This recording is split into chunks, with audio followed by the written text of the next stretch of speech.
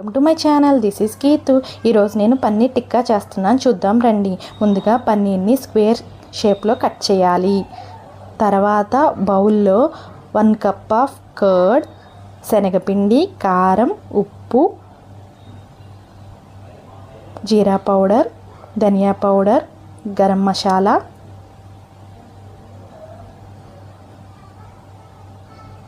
అల్లం వెల్లుల్లి paste, oil వేసి బాగా మిక్స్ చేయండి.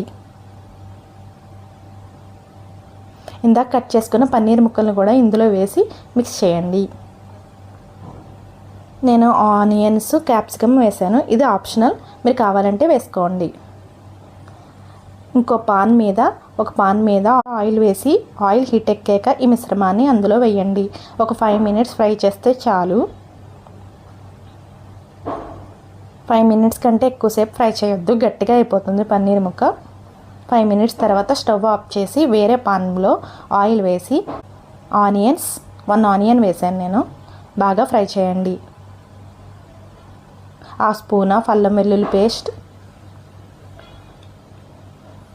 టమాటా ప్యూరీ, 4 టమాటాలు కట్ చేసి మిక్సీ పట్టి వేసాను.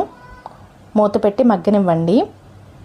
బాగా మగ్గాక ఇందులో పసుపు, ఉప్పు, కారం, ధనియా పౌడర్, జీరా పౌడర్ వేసి మిక్స్ చేశాను.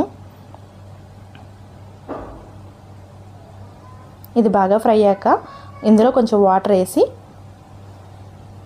ఇందాక ఫ్రై చేసిన పన్నీర్ ముక్కల్ని ఇందులో వేయండి. ఇది 5 మినిట్స్ ఇందులో మగ్గితే చాలండి. పన్నీర్ ఎక్కువసేపు స్టవ్ మీద ఉండకూడదు, గట్టిగా అయిపోతుంది. సో 5 మినిట్స్లో స్టవ్ ఆఫ్ చేయటమే. ఉప్పు కారం సరిపోయిందో లేదో చూడండి, సరిపోతే ఇక్కడ వేసుకోండి ఉప్పు కారం. గరం మసాలా, కొత్తిమీర వేసి గార్నిష్ చేయటమే, అంతే. పన్నీర్ టిక్కా రెడీ. ఈ కర్రీ చాలా బాగుందండి, చపాతీలోకి చాలా బాగుంటుంది. మీరు కూడా ట్రై చేయండి. Thanks for watching. Please like, share.